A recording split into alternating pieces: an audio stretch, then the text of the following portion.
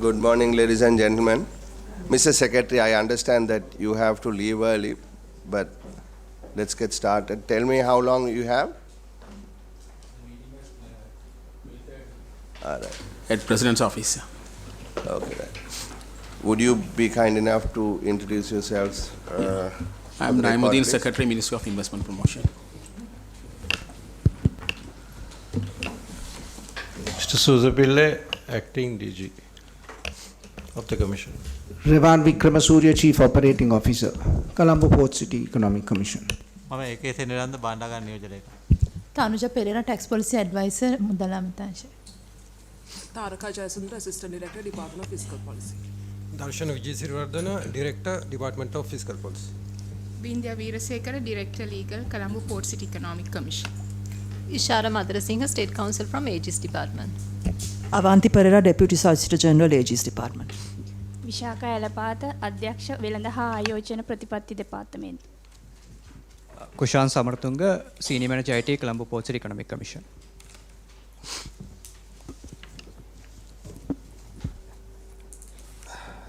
Thank you.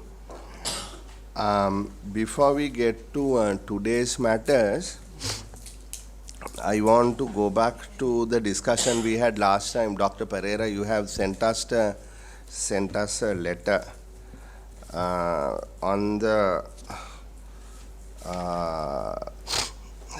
temporary permits issued by the Colombo Port City. Now, we approved those on the basis that there would be some, legalization, quote unquote, of the operations that's currently taking place. We wanted your view, and you had said that you can't really provide a view because you didn't have the necessary documentation. So we had instructed the Secretary to the Ministry to immediately share that information with you. So we would like an update on that, please, before we get started.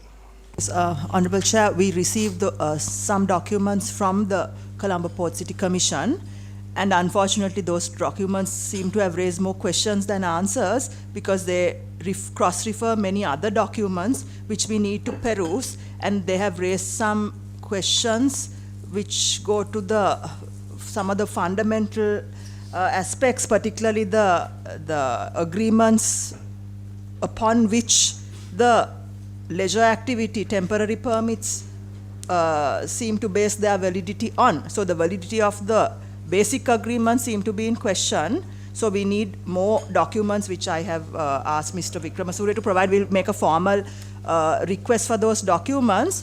Particularly, we cannot give a uniform view on all of the permits because from the documentation made available to us so far, it appears that the sequence of the execution of those agreements show that some have been executed before the commission came in, the act came into operation, some after a so-called master license, some before both of those events took place. So their validity is varied, if at all, if they are valid at all, that is.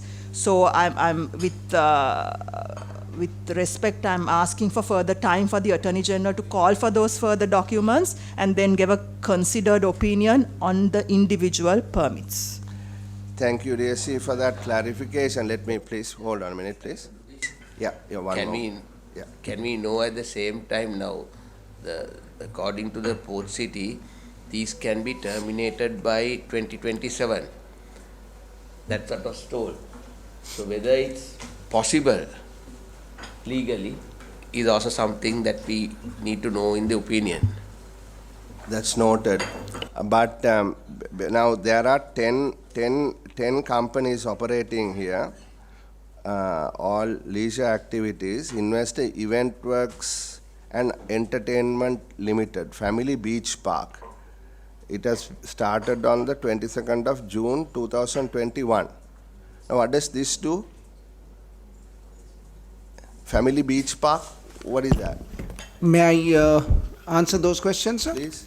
Yeah, so the Family Beach Park, all of these activities, correction. No, just answer this particular Family Beach Park is a little restaurant serving snacks and food and beverage to people who visit the beach there. So it has like it has a bunch of huts, or it's like a building, or what is it? There is a structure there. Some of it Temporary is structure? yes. It's a structure that will be removed on the due date. There is some cement and concrete. Then there is some. So who signed on behalf of the company?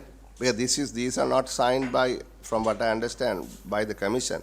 They're by the company, no? Check Port City Colombo Private Limited. All these operators are acting as agents or subcontractors for Czech to carry out these leisure activities. So the DSC explained to us that there are more questions now than answers. I'll come to that. The second one is Lanka Sportisan Clubhouse, water-based leisure sport. What is that? Again, a little an activity or an operator on the beach. They've got a couple of containerized structures and another little. So what happens? Like so they have they rent out kayaks and little boats and dinghies. So do people come? Yes, generally. So is it like full on a weekend, or how does it? I mean, are these popular? I'm just asking. I believe there are certain days that it's pretty busy. I haven't gone in and understood the current. So there is footfall. no revenue that accrues to the commission on this. Not at all. Nothing. No. What about the services that you provide to them, like utilities? Electricity. They're generally with all generators. They've got their generators. So in the they power don't supply. they don't use any sort of. No, all water, activities. Sewerage. Water is brought in by Bowsers, that the project company manages. Then there are for sewerage there are pits there, which are actually sewerage pits So that are there's pumped out. no usage of Port City, I mean the commission's utility or No, infrastructure, nothing. No, those utility. Yeah, correct. Then what is this next one? Esna International Beach Club. What is that? Esna International not operational yet. Again, there's a concrete or brick and mortar structure looking to again set up. So this has been signed more than 2 years ago. Why is it not operational? And if that is not operational, why is it still continuing? The structure is still there. I think due to the COVID issues and stuff like that, they didn't operationalize it. Next one is One Property Lanka Investments. That's also a beach club. What is that? Is this Angel Beach or whatever? One Property. Do you mind mentioning the name again, sir? It's called One Property Lanka Investment Limited Beach Club. One Property.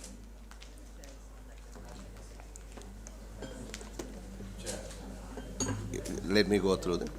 Yes, okay. Yes, that's also a beach club, again, not operational yet. Okay. Then Asvaya Holding, equestrian facility. That's not on the beach, that's inland.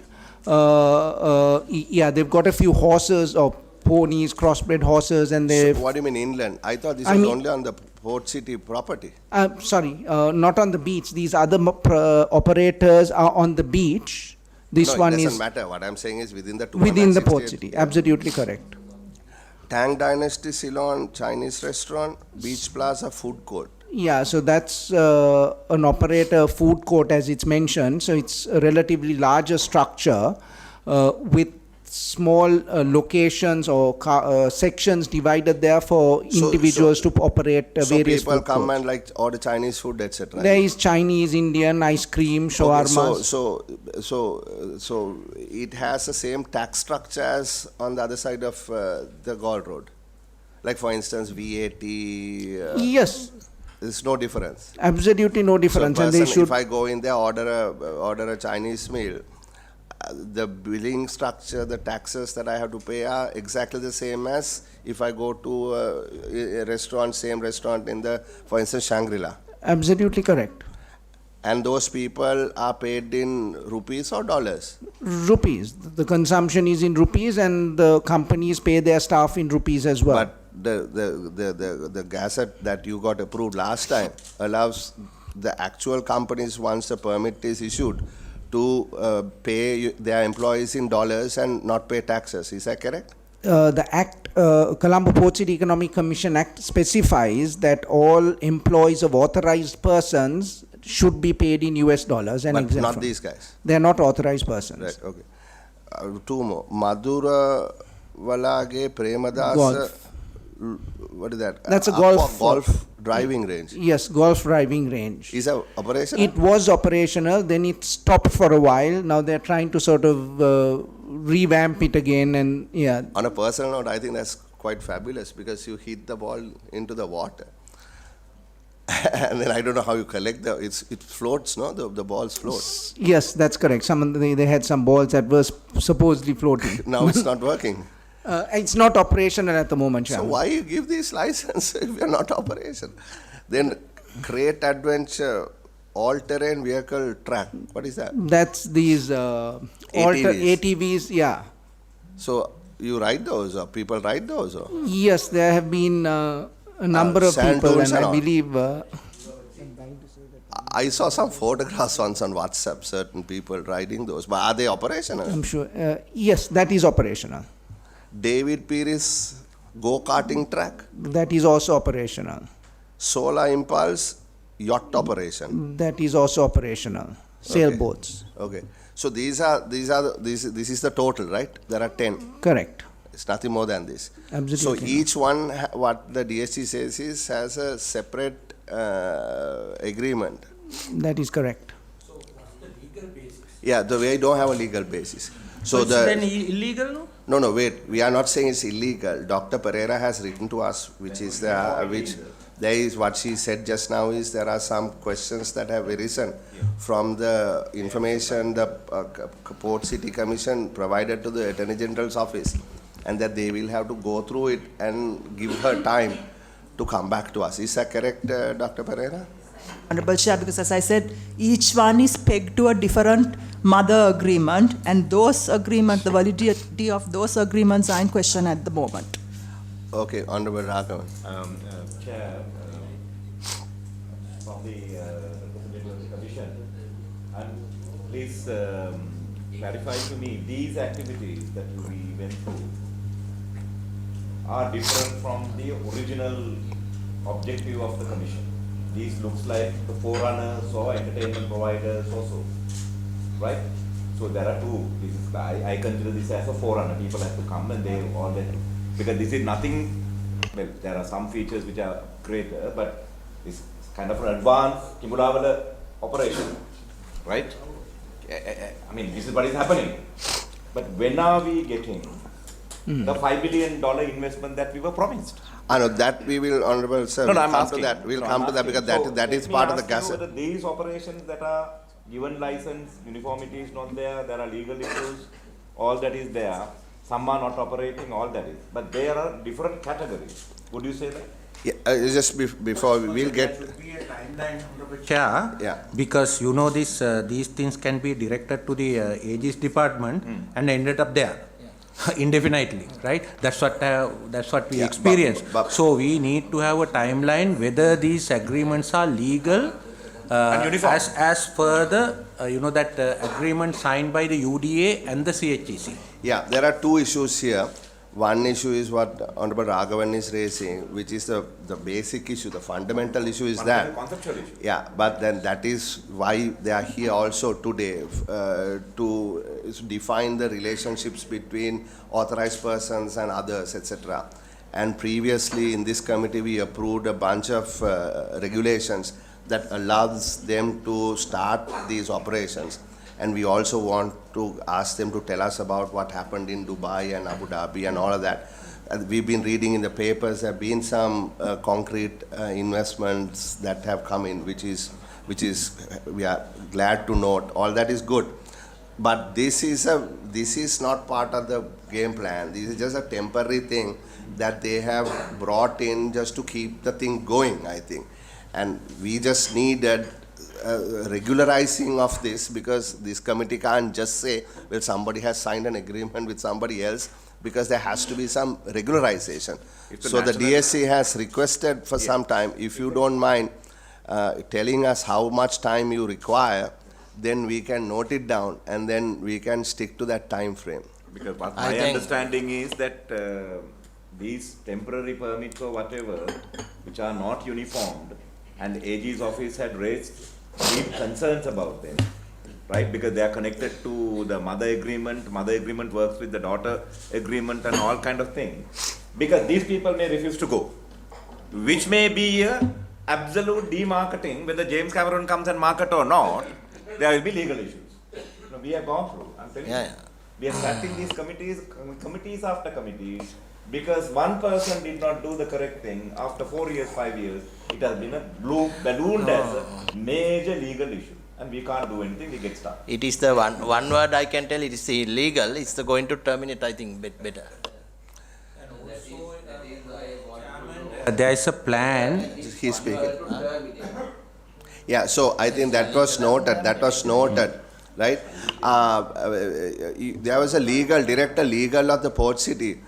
I mean, is there anything that you can add to this conversation?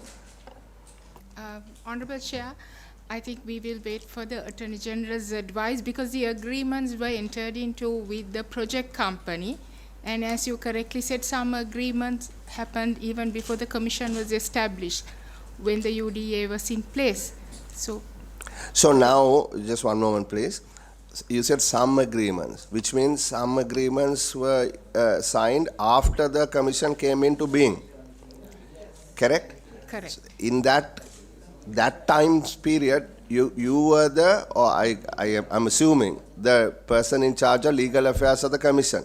Correct. So, on those matters, right, when you were heading the legal department at the commission, now, did they request some sort of concurrence from you, or was there some discussion? Was there a commission meeting regarding handing over these licenses, etc.? Just shed some light for us, please.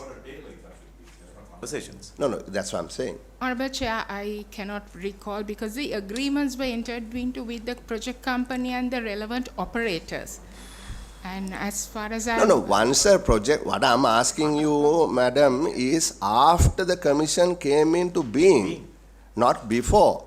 I'm asking, you said some were before, some were after.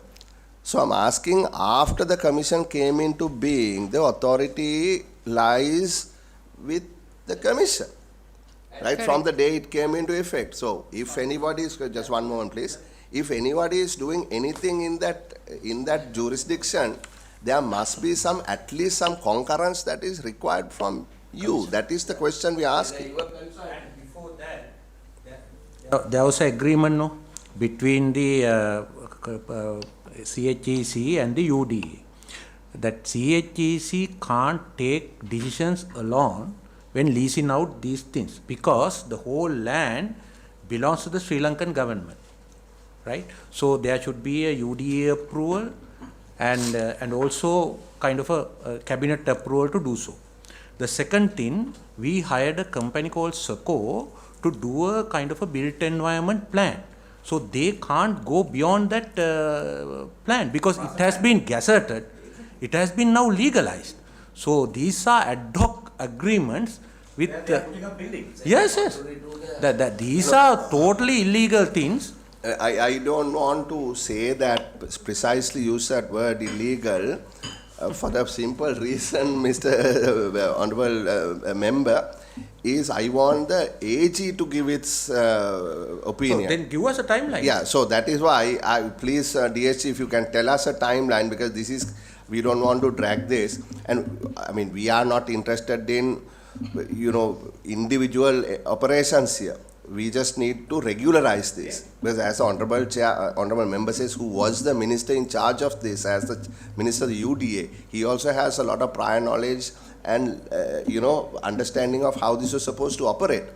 But so we want an answer from you, DSC, madam, when, and then from the director legal, I'm asking you one more time, please shed some light whether you were at least consulted.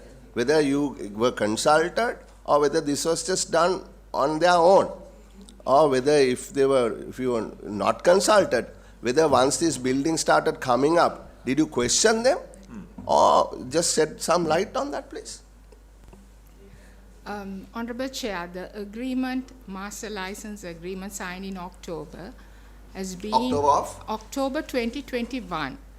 if I recall correctly. It was done on the basis to create footfall in the port city and also to shed away the notion that this was a restricted site for Sri Lankans. That was the whole purpose of the agreement.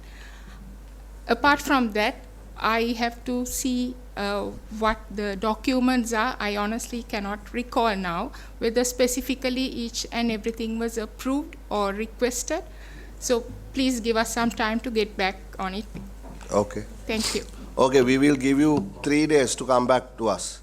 You don't need that much time, no? Go back and refer your documents. We'll give us 3 days. Yeah, we will ask Dr. Pereira how long she needs. Request for the documents that we need today or even by tomorrow. Yeah. And depending on when we get them, including perhaps it will be helpful to get the information on whether the port city also concurred in some of these which have come into operation after the act. If I just give a brief timeline, the act came into operation in May 2021. At least 2 of the agreements, that is Crate Adventure and David Pieris, have come into operation in April 2021. That is before the act and before the master license agreement. Then there are others. The master license agreement is October 21. There are ones in between the act coming into operation and the master license. For instance, events work, June 2021. July 2021, Lanka Sports. So there are at least 3 different categories here, which means there are some which have come into operation before the commission even came into existence under the act. So that is why we need to look at them individually. We understand. Right? So are you saying, 4 weeks, 6 weeks, 8 yes, weeks? Yes, 3 weeks, but if Honourable Chair suggests 4 weeks, I'll be more than happy to take that. We'll take 4 weeks. Chair, may I? Yes, please. Yeah. Now, in this licensing, we are understanding prior to the act, during the act, post-act. There are 3 categories. Yes. And according to the chair, you are saying there are about 10 secondary license operators who have contract with mother license, right? What I heard was that 1 company is not operating or 2 are not operating, at least 8 are operating, right? If I remember. Now, do they have individual 8 or 1 or 2 companies have taken and subcontracted the others? They're all individual 8 or 8 or 10. 8. Yes. Okay, but we only know that time frame pre, during or post. That's what we have to clarify. Yes. Okay. Okay, before we get to that, we have been sent a newspaper, Island newspapers has been sent to us. It said Port City investment meetings, presidential advisor misuses secretariat letterhead. Is saying that some person letter was sent under the letterhead of the presidential secretary. It was only recently that the presidential secretary issued a circular laying out strict instructions. So this is about a person who is somehow connected to your commission, inviting people to David Cameron's event and misusing some government letterheads. Is this? Have you heard about this, or is it true, or is this something that you are aware? I just want to know. Actually, we are not aware anyhow, and after this news item, and our state minister conveyed the message to the minister, honorable minister, about this issue, and he says that he will inquire about it. Sir, since you are also connected to the President's Secretariat, President himself had issued, we have about 8 different, this is a different issue, footnote act. Secretariat letterheads been abused, not misused, abused on issues. So this is what we have taken with Secretary Sarath Vekanayak. We can't tell no that's time abuse someone. We want to check first. Yeah. No, I'm telling my ministry. Yeah, I can't Yeah, tell. don't take it up here. I can't be agree with you. I don't know that. Yeah, That word is abuse. I don't know that. I'm and I will check and I will inform. Yeah, I'm going to give you the file. Yeah, but this is not the forum to discuss. Yeah. This is not the forum to discuss those. So I just want to raise it because it was sent to us officially. So that's why I wanted to raise it. So now we can get to the matter at hand. which is the Gazette 2339/31. You are excused, Mr. Secretary. හරි. හරි කවුද මේක මේ අපිට ඉදිරිපත් කරන්නේ? කවුද ඉදිරිපත් කරන්නේ? To the regulation chairman, sir. මේක ආයෝජන ප්‍රවාර්ධ අමාත්‍යාංශයේ රනිල් වික්‍රමසිංහ මහත්මයාගේ අත්සනින් තියෙන. ඒතකොට කවුද මේක ඕගොල්ලෝ කමිෂන් එකේ ඉන්නේ? අමාත්‍යාංශය අමාත්‍ය ලේකම්ට යන්න ඕනේ කියලා කියා අමත ජනාධිපතිතුමා හම් වෙන තියනවා කියලා. කවුද අමාත්‍යාංශය මේක ඉදිරිපත් කරන්නේ? කවුද අමාත්‍යාංශයෙන් ඉන්නේ? කවුරු හරි මේක අපිට විස්තර කරන්න මොකද ඉදිරිපත් කරන්නේ කවුද?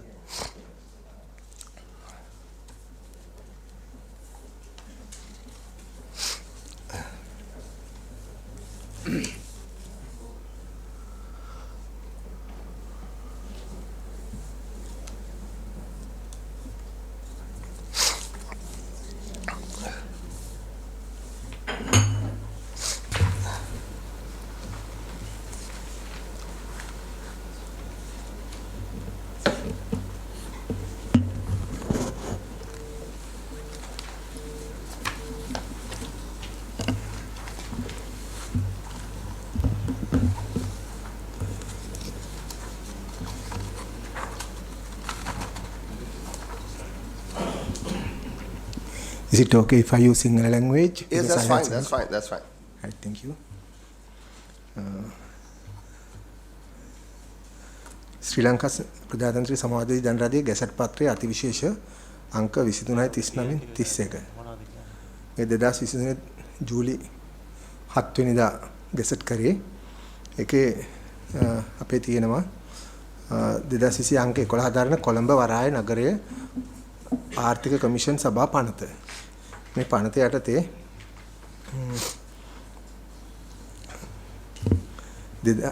2020 අංක 11 දරන කොළඹ වරාය නගර ආර්ථික කමිෂන් සභා පනතේ 27, 36, 37, 39, 40 සහ 64 වන වගන්ති සමග කියවිය යුතු ඒ පනතේ 71 වන වගන්ති යටතේ කොළඹ වරාය නගරයේ ආර්ථික කමිෂන් සභාව සහ අදාළ නියාමන ආර්ථික අධිකාරීන් විමසා ආයෝජන ප්‍රවර්ධන අමාත්‍යවරයා විසින් සාදන ලද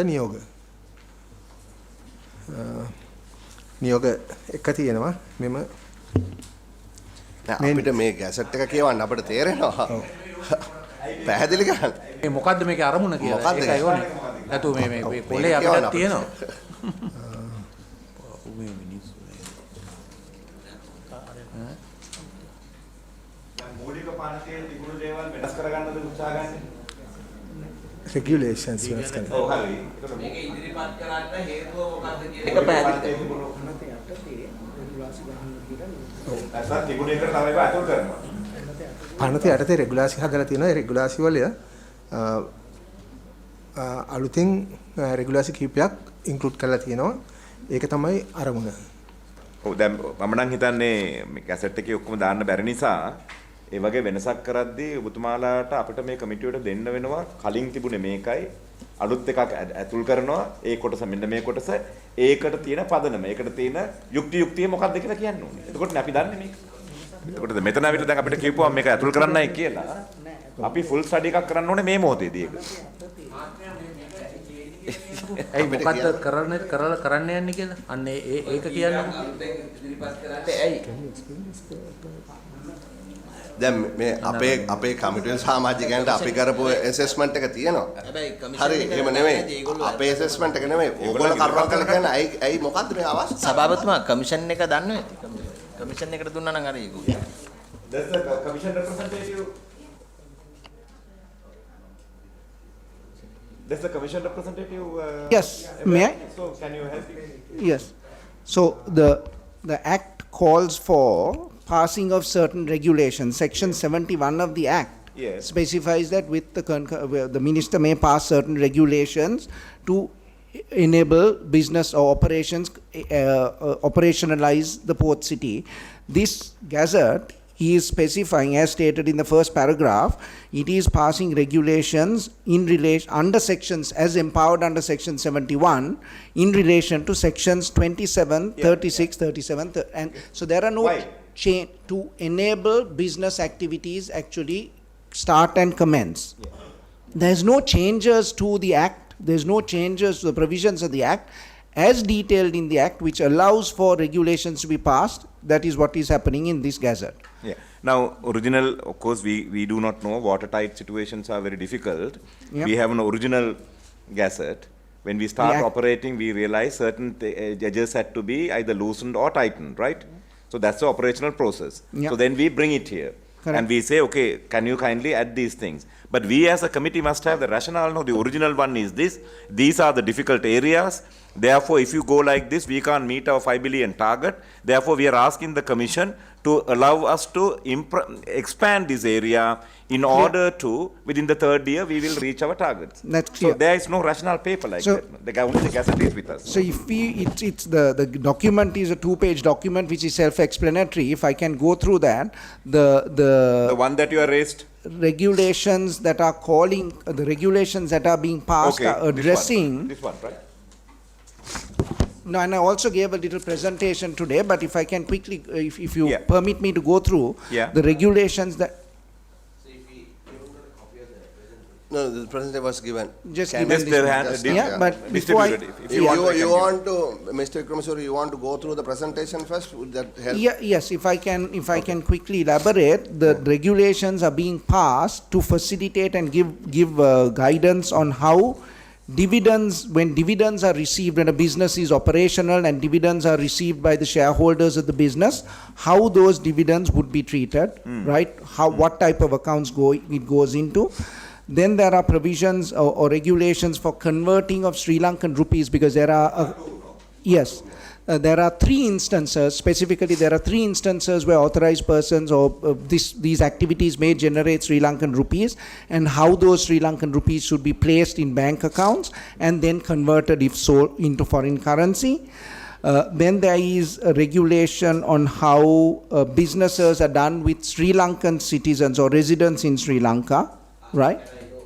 To my knowledge, now these transactions, these conversions, do they go through the central bank procedure?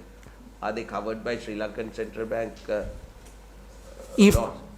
Yes, all rupees that are collected, because it sits within a bank account in Sri Lanka, Sri Lankan rupees, and that is provided here clearly that any rupees that are collected have to sit with a licensed commercial bank. Those rupees would be bound by the regulations under the applicable to that commercial bank passed by the central bank. Okay, also raise a question. Now these operators who are already here on ground, on the beach or inland, 10 of them minus 2 who are not operating, they operate in rupees, as I heard you saying. That's correct. So do they come under this? No.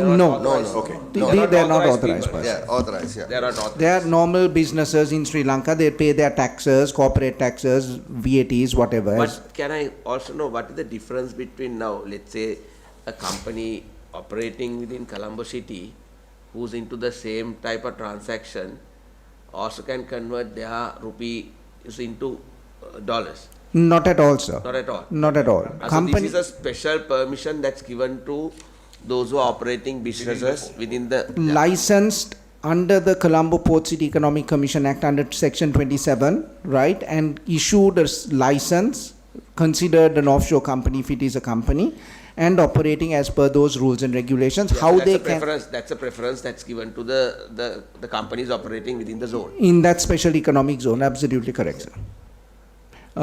So if I can continue, the other 2 or 3 regulations that are addressed in this gazette is how you would transfer marketable land which is paid for in Sri Lankan rupees. What happens if somebody, because the Act provides for Sri Lankans to purchase or lease land and pay for it in Sri Lankan rupees. What happens if that land, let's say within a period of 5 years, is sold for in US dollars, right? What happens to those dollars, right? It calls for those dollars and how those dollars are treated. The next is the retail facilities, right? And when you say retail, the Act specifies restaurants, cinemas, parking, etc. How those businesses, again, those businesses as per the Act are mandated to offer their services and goods in Sri Lankan rupees. What do they do with those Sri Lankan rupees? Again, the Act calls for those rupees to be sitting with a rupee bank account with a commercial bank in Sri Lanka. And then the final regulation speaks for what are called interim measures, again, which the Act allows a business to operate outside of the area of authority of the Colombo Port City, that is the 269 hectares, until the 26th of May 2026, and avail itself to any benefits or provisions given under the Act. So the licenses given already will come within that. The licenses given already under the Act, and that excludes the leisure activities that this committee discussed at the beginning of this. So those are not authorized persons and they're not empowered under the Act. So none of them will fall under this regulation. None of those will fall under. No. I have two clarifications to be known. One is this local currency conversion to hard currency, how far is that with the international standards of pre-port? Now, I am just, because I am in this committee, I am studying the Poland port city operation, which is being awarded as one of the best in the region, and Singapore. So, the currency conversions, are they with international standards? Number one. Number two, whether any other body is watching these people, the rupee being converted to hard currency, in this case US dollars, is equivalent to what the rupees that they earned, or because if there is no real watertight situation, there can be money laundering. Now, yesterday apparently the Navy says they captured 200 kilos of some abusive drugs off Devundara. So that money is circulating here. So when we allow a person to earn in rupee and convert into hard currency, we also must completely seal the possibility of any other rupee coming in, whether it's black or white, to be converted to rupees. No, his finance ministry is aware of this. Are you all working with him? What is your role? Yes. No, in you don't have. So the central bank knows about this? Yes, the central bank is aware of this regulation, and if I can comment on that, you're absolutely correct. Money laundering and layering of funds is not something that the Port City Economic Commission would ever facilitate, and that is why the banking system we are working in is clearly under the purview of the Central Bank of Sri Lanka, and we have and it is very clear that the AML and CFT regulations and all other extant regulations passed and administered under the FIU are applicable to all transactions that are going or are being done by an authorized person. Okay, thank you. So now when we passed the Act some time back, you undertook to establish officers of the central bank and the other regulators within the Port City Commission. Is that correct? It's supposed to be like a one-stop shop kind of business, no? Wasn't it? Yes, I wouldn't say officers established in the Port City, but the relevant regulatory authorities have appointed individuals or teams within their their entities to support and work with the Commission. So, yeah, that's fine for the moment. So what that means is now when a person makes an application, it goes through that process and the central bank looks at all these current regulations and then only comes back to the Commission to with their concurrence. Is that correct?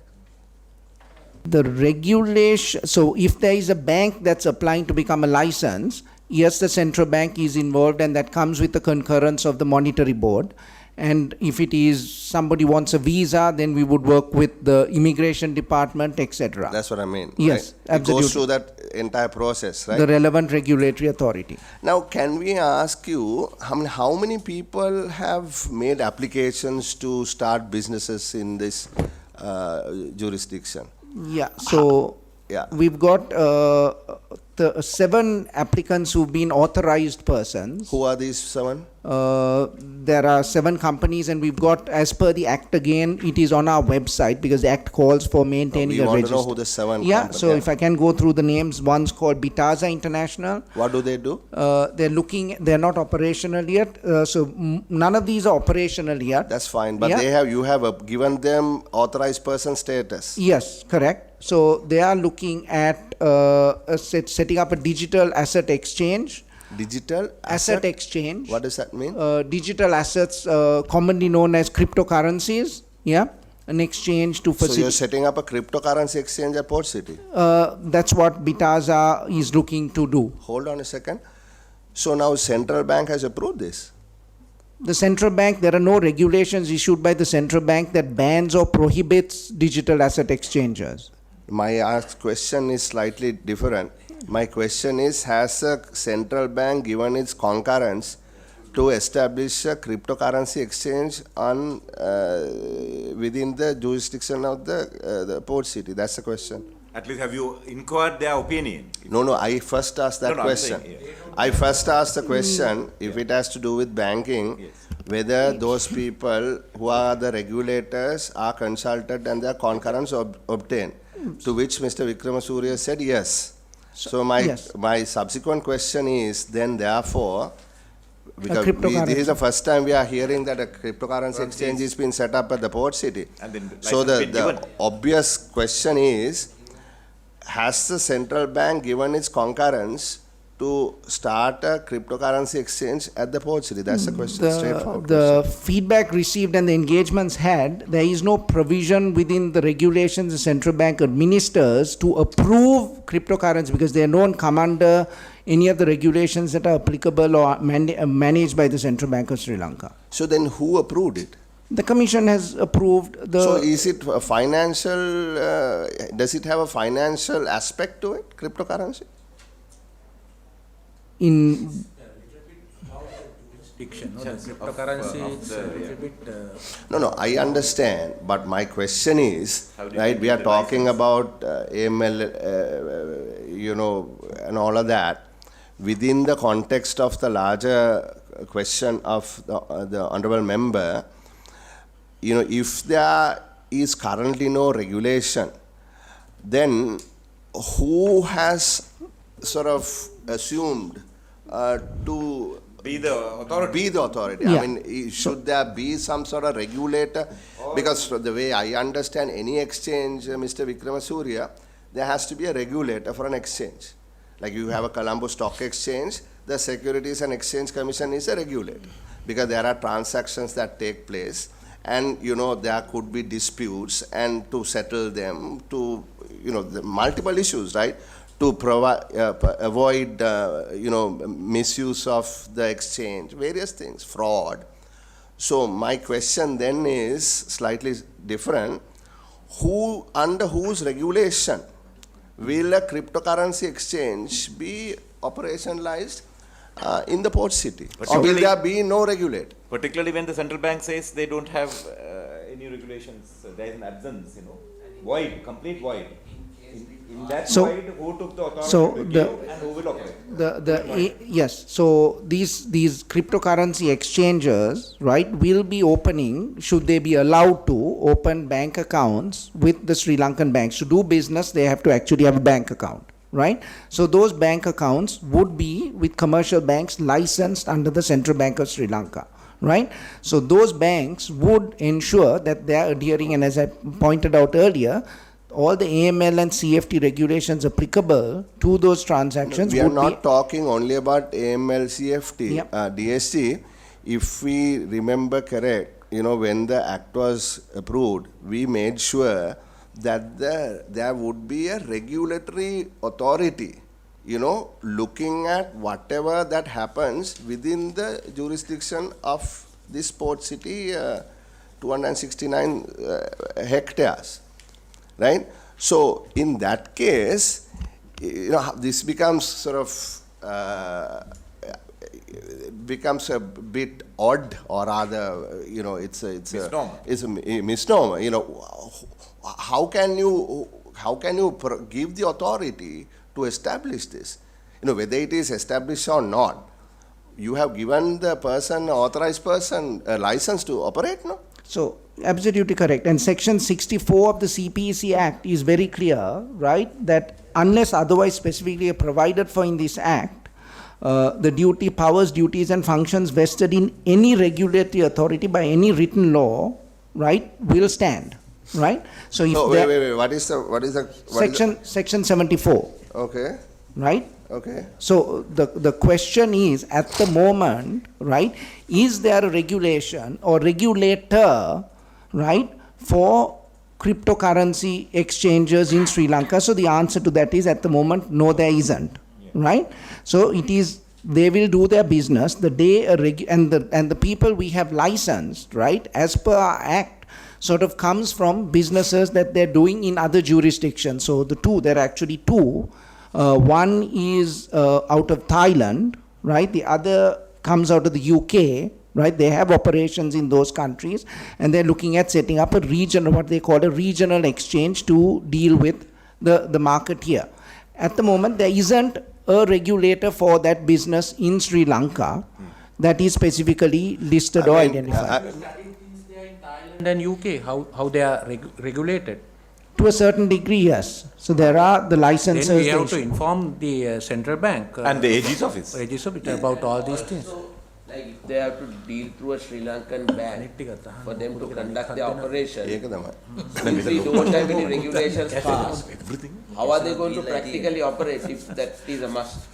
Mr. Vikramasuriya, actually, this is the job of the Secretary Investment Promotion. You all are giving this, you don't know what you are presenting to us, no? Chair, please, can I get an answer for that? Sorry, do you mind repeating your question, sir? Now, according to you, this cryptocurrency operation has to operate through a licensed commercial bank in Sri Lanka. Correct. So now, at the moment, we don't have any regulation passed permitting such operation. But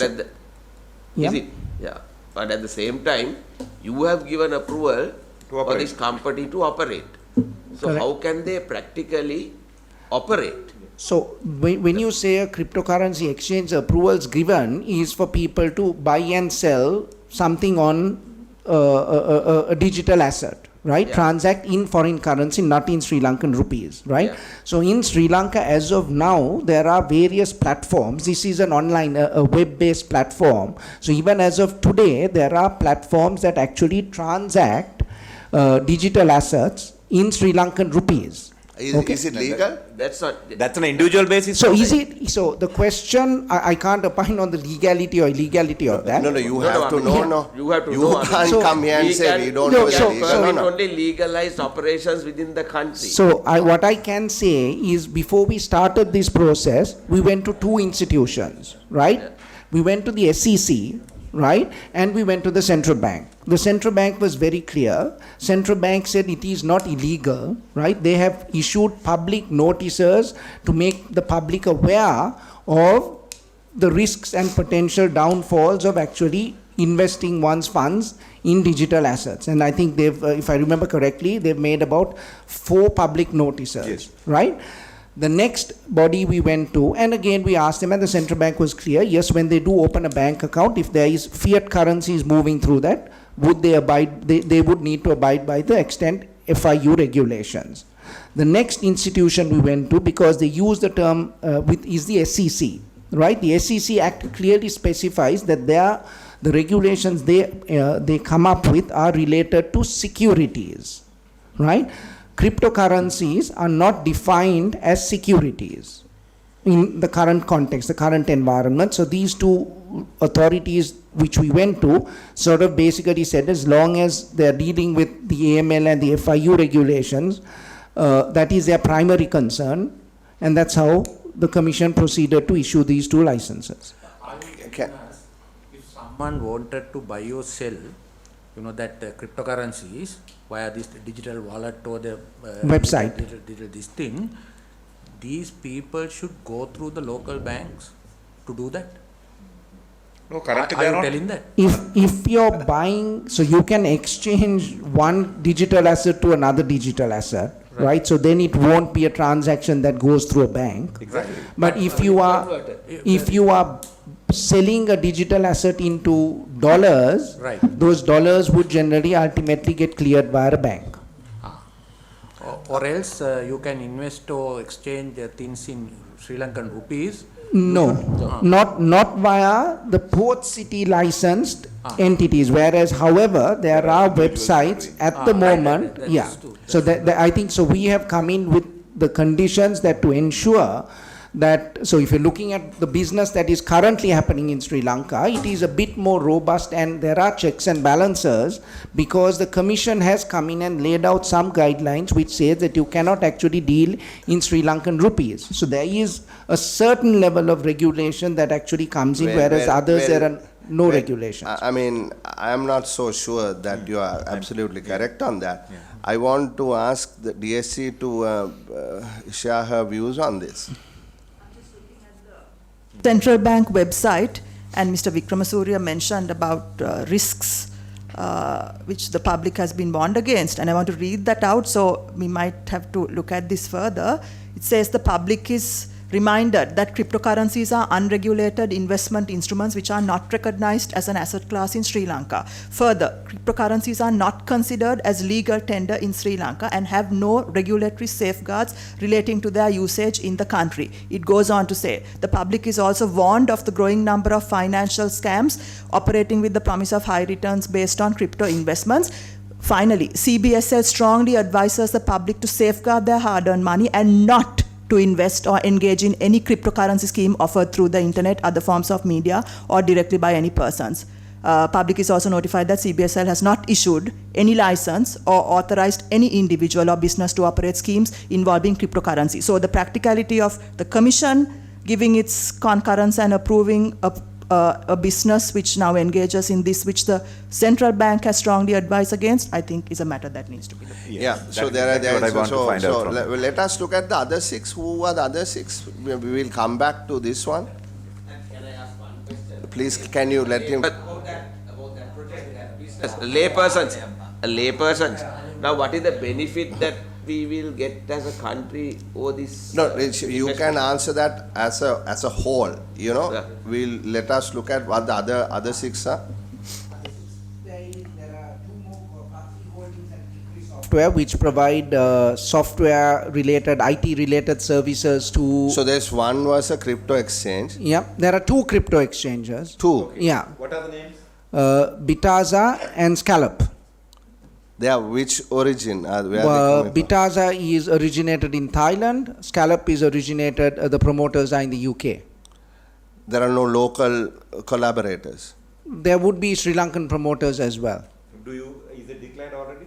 Sorry? Who are the local agents? Is it declared? I would need to go through the application forms to get those details. Please. The second one is also a crypto exchange. Two crypto exchanges. There are two. Then the third one? Then there is Patli and Tikri Software, which is into providing of software. Tikri is a well-known software company. Yes. Which provides software to, I think, credit cards and others and overseas. Broader, yeah. Yeah, that's a well-known MX operation. Then the fourth one?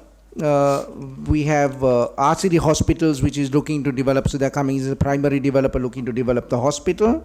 So the hospital project has already been decided? Yes, it was there. RCD? Yes. We have asked the Singaporean one. Yeah, but he says RCD. RCD partnering with Mayo Clinic. So so that is done? Because there is only one spot for a hospital, correct. right? Yes. So that one spot for the hospital, that's on state land. Yes. Has been approved to be built by RCD and Mayo? Yes. Okay. Yep. And we are in the process of. Have you looked at others, or how did you select RCD to build this? Went through, I think there was about a 2-year process or even longer than that. There were. How many people bid? They went out and spoke to a number of operators in Sri Lanka, in Singapore, India, and not very many of them declined.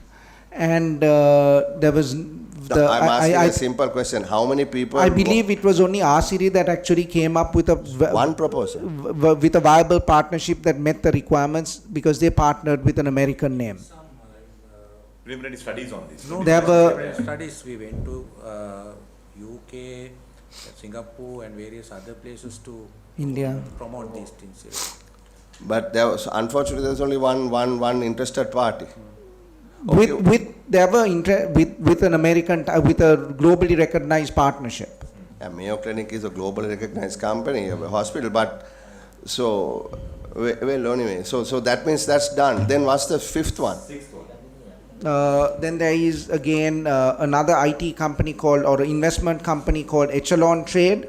Sixth one. Yes. That is a IT company. Again, IT and tech services. Yeah, they're looking at setting up their sort of their operations here. Yeah. Which where originating from where? Echelon, if I'm not mistaken, is Singapore. Middle East. Sorry, Echelon is from the Middle East.